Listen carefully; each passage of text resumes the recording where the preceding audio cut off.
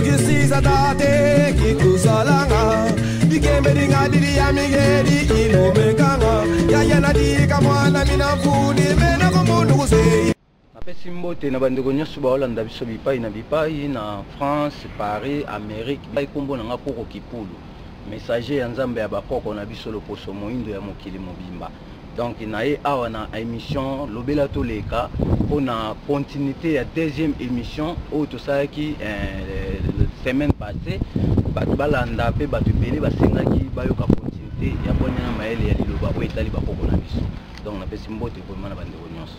iloba nzambe bomo ya seko ya bakoko na biso ko tikala seko na kombo ya nzambe mpungutulenda mbanza velela Mungu baba nza komba akonga mongali pona mokili mobimba. Donc lelo nazongeli bino susu pona kosala continuité ya émission elekaki mkolo euti koleka babengi yango na titre ya la parole prophétique des prophètes noirs. Donc esengeli biso ba indo ya mokili mombato ezala na kati ya koyeba nini o bakoko na biso tope basakoli ya ba indo tope ba prophète tope ba bikisi ya ba indo batikela biso comme prophétie puisque pour le moment ezali ko se réaliser mais le roi biso to yebi trace na bango tepe toza susu na connaissance ya koyeba profondément ya enseignement au bon batikela ki biso te puisque nyonso wana ezali caché depuis l'époque coloniale yango lelo na yesus kotal sabino mambi nini ezali koya na kati ya mokili nini o tokomona. Donc na obandaka na deuxième continuité ya relaxa bino nde toloba jour wana ke na kati ya Congo tope na Afrique momba tozali na ba prophète noir o bayaki balakisaki grandeur ya nzambi ya mpungu na kati ya dimension spirituelle lokwa muto to bengi Mvuluzi Kimbangu. Donc Mvuluzi Kimbangu wana tozoyo ka malgré batunsu batie na classe ba prophète azali prophète te mais azali messie sauveur de la race noire. Mais lelo na olobela kaka makambo o yatika yi comme bilaka tope ba prophétie o ezoko se réaliser kino lelo biso tozoye ba yango te pamba te Mvuluzi Kimbangu yende mutayebisaki na mokili mobimba ete lokola bino ba mindele boyaki na kati ya Afrique et surtout na kati ya Congo pe bozwaki maele nyonso ya mutu muindu bo détourner yango po lelo ekoma ya bino boyeba ke boko créer ba grand dégâts o eko détruire une partie ya Europe na une grande partie à États-Unis d'Amérique, na une partie à Afrique. Mais quand si lokola Afrique azali na otozoko benga espace vert, azali na une grande capacité à azote koleka monde entier, cela veut dire capacité à azote eko absorber, tope eko mela ba dégâts nyonso oyo eko so provoquer na kati ya mokili. Kimbanga lobaye ke mundele bolinga tata bosali ba satellite boye ba ke ba satellite nyonso eko kwea na kati ya mokili, mais sans na minzoto eko kwea te. Puisque ce total en réalité banda premier siècle, première année de notre ère, ba kondiro ba diriger Afrique topé ba diriger Congo 1, il faut ba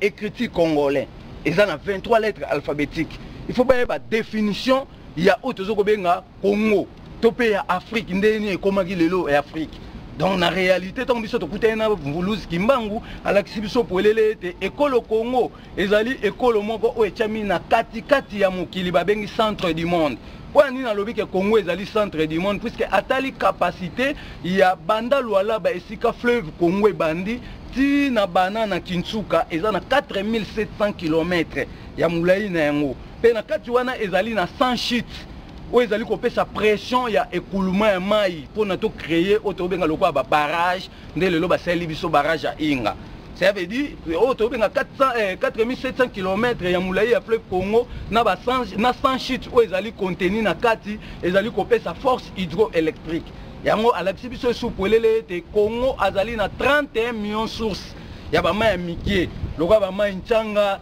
lokwa ba mai njil bama ya mikio bomona na RDC bakalamu ezali 31 millions ya ba source toleki monde entier azali na 26 grandes rivières o ezali navigable lokola ba Chwapa ba Sankuru ba Lukeni ba Lubefu ba Mongala bama ezali belé o ebwaki na kata fleuve ezali ko renforcer puissance o tozoko benga lokola ya force hydroélectrique. Donc na réalité esengeli toyeba bosembo nino bakoko na biso batambolaki na yango pona bazwa limemia ya ko découvrir to pe ya ko détecter mabomba minyonso o nzambe apesaki bango soki toyebi yango te ekozala pasi mingi. Donc na réalité na nino loba ete Kimbangu ne muta loba eke pene ko ya na bana bakotosa esu baboti na bango te l'église nyonso ekokufa pona ni bana bakotosa baboti na bango te pamba te baboti ya ba africain to pe ya ba congolais ba mipesaki na mate ya to pe kokende kokumisa o tozo benga lokwa ba koko ya baninga na kati ya ba église ba négligeaki responsabilité ya kotombola to pe ya encadrer ba foyer na bango yango mo lelo sikoyo bana ba kotosa ba boti na bango te kimbango ndem taloba que cette génération ne passera pas, ça veut dire génération na biso egolekate avant que makambo nyonsu et salama yango ebse mindela lobi ke tant ba africain ba koboya bino bo exploiter ba pays nyonsu ya Afrique bozwa ni nzete bozwa ni or bozwa ni diamant bozwa ni cuivre bozwa ni uranium bozwa ni métanium bozwa ni otozo ko benga lokola zinc bino ba mindele ko pesa bino kanda bokosala ba bibundele ya minene pona ko préparer combat de la fin. Donc jugement dernier mino boyo kaka ezali fin du monde ité mais ezali réalité que moindo a côté les mundele via otobenga première signature o ba signa ki ba exploitera ba mboka na biso pona bazwa ba 50% ba 70% et kozali sous-souté donc ezana ba kondi musu bazwa en Afrique ba côté les makamwa pe ba kokata yenda ya ba signature wana nyostu France a kokoka su ko fonctionner te puisque otozo ko benga lokola production ya ba otozo ko benga lokola atmosphère chimique et ko pesa otobenga ba tremblement de terre. Atmosphère chimique mususu ya ba grande dimension et provoquer ba tsunami au besoin que zo beta donc elingo ba mboka mususu ekozala couler na ba mai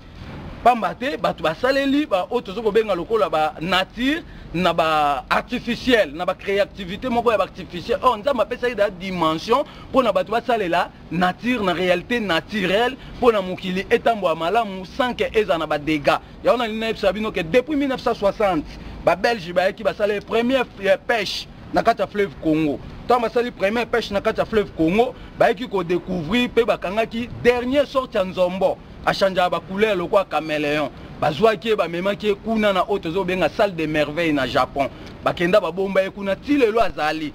Kuna to ke na salle de merveille à Japon ba tonga ngo ezali basala aquarium ya 8000 mètres d'épaisseur ya capacité à vitre.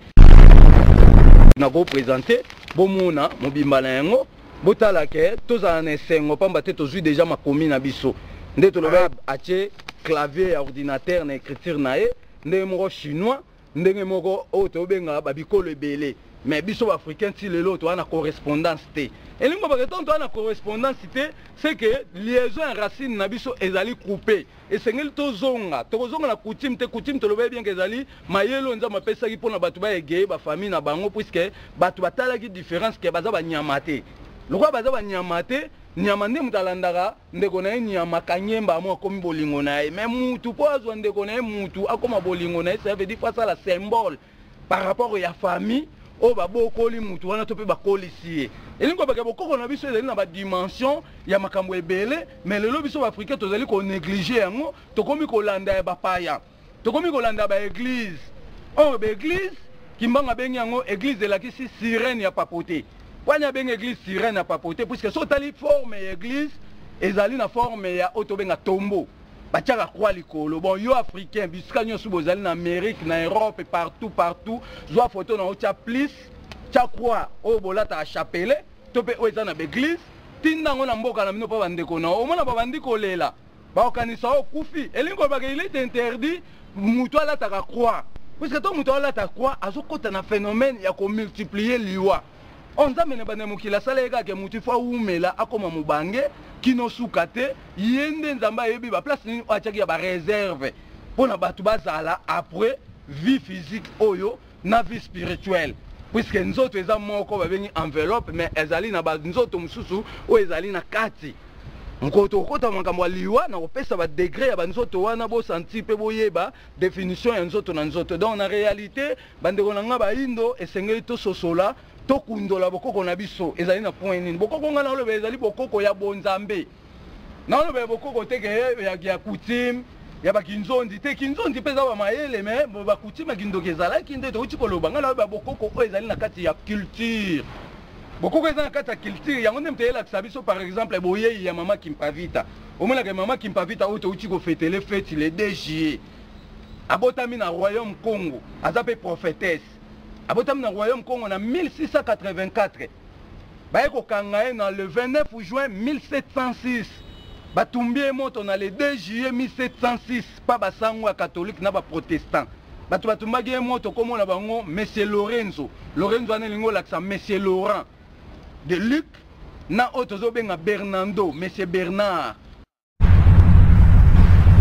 matondo mingi vyango na uchi kolobaka keno bomoni mvuluzi kimbangu ayaki ko mettre fin na makambo nyonso pona opesa biso dimension spirituelle ya bakoko na biso parce que tant batumbi kimpavita mama kimpavita esi pazaki muyaka na le 2 juillet 1706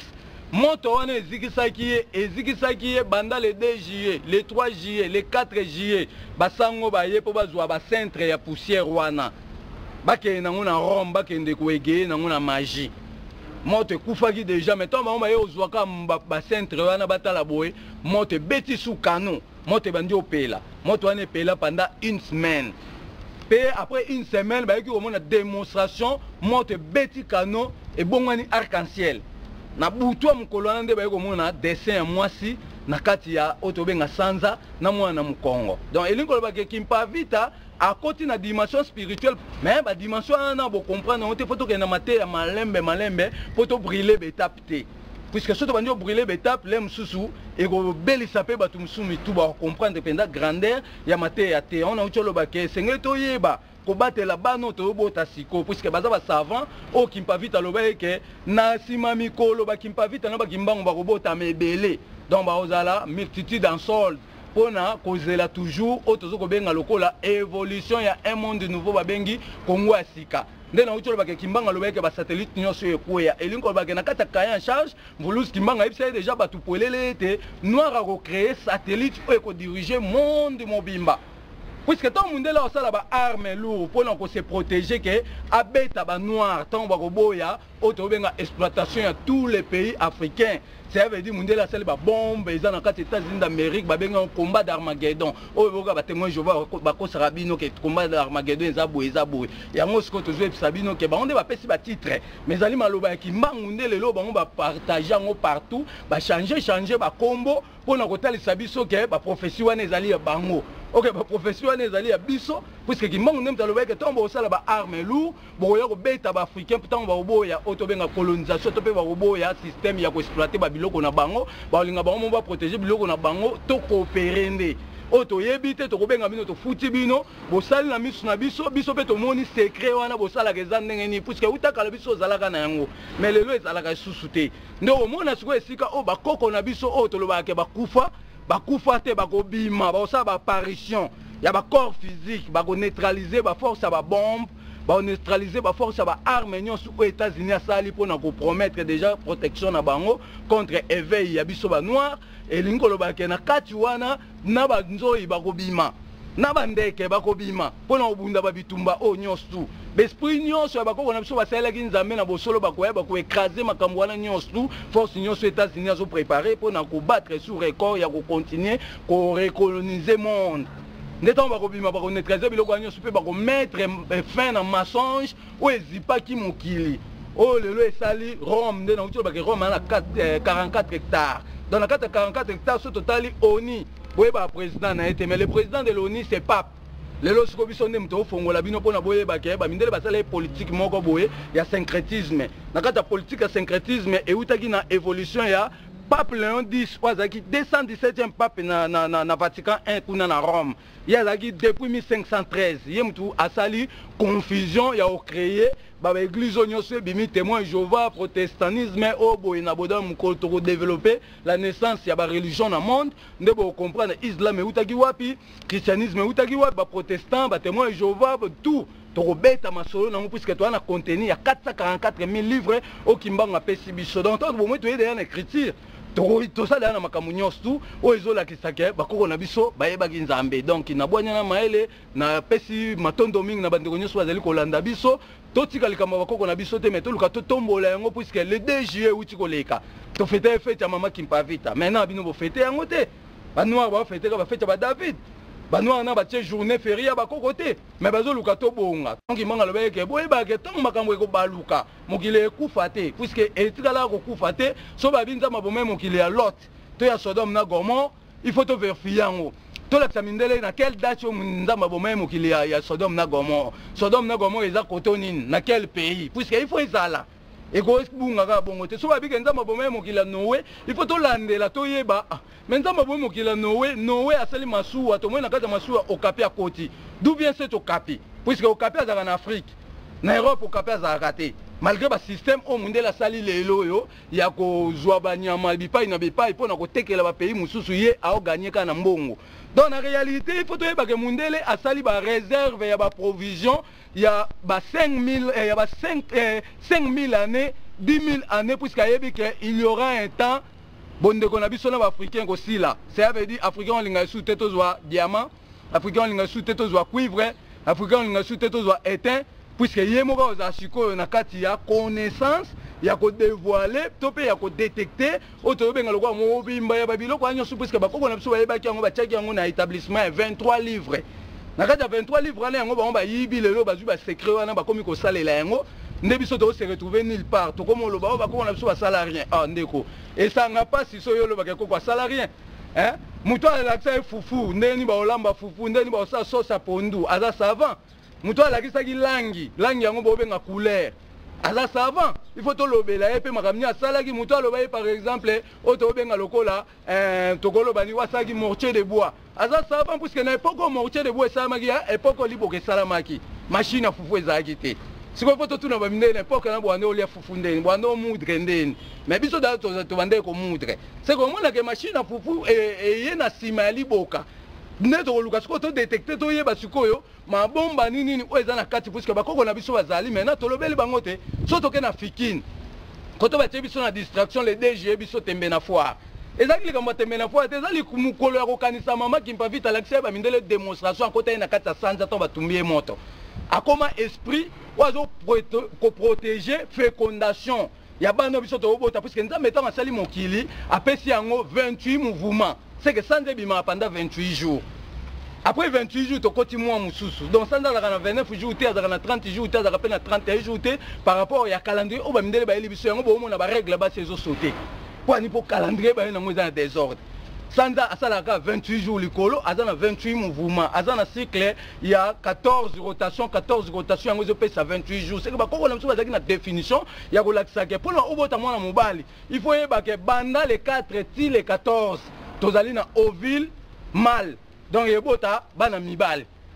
Donc soko na mwasi na yo na calendrier na biso ba africain banda les 4 ti les 14. Tobota mwana mobali. Soko zali na banda les 14 ti le 21, tobota bana basi. Surtout pendant le 21, le 28, ils allaient interdit à ça le rapport sexuel pambate, ils allaient na ovule raté ou ils rassemblaka, ba autobenga ba salité nyonsu ekita na règle moi si pour abimisa, azwa nouveau règle. Ça veut dire ceux qui toquent na système wana, to robota ba kizengi, yango moni batu baboti ba défaut. Na mundela définir yango te mais biso to yesiko pona to lakisa, nen to ko éviter mutabota su kizengi te. Neni to éviter mutabota su mwana kisimbi te tala mwana mutu munene msusu biomo komi obanga susu kotambwa na mwana ngonkele. OK babiloko nyonso ezali ba conséquences causées par l'homme puisque azoye ba su ko définir nature.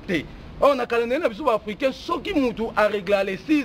et ça chaque lundi avant de tomber parce chaque les 6 wana règle n'est que normal. Donc moi to bota na désordre des athées. Donc bakoko ba pesi biso maele belé ya ko bikisa même batu nyonso bomo no bata maboma. Un autre comme la pointe, tu as malin, mais pour découvrir, pour sentir capacité à vivre voix des prophètes noirs, puisque bakoko balakisi déjà que ndeni to traité batu nyonso ya maboma, eza oba simba ba magie noire, eza oba simba ba magie blanche. To traité bango na ndako ndonge. To traité bango na babiloko ebele. Donc on appelle simbote, ciao, bye. Par to comme lo ba bakoko na biso ba salarien. Ndeko. Et ça n'a pas si so yo lo bakoko kwa salarien. Hein? Muto alakisa fufu, ndeni ba olamba fufu, ndeni ba osa sauce pondu, aza savant. Muto alakisaki langi yango bobenga couleur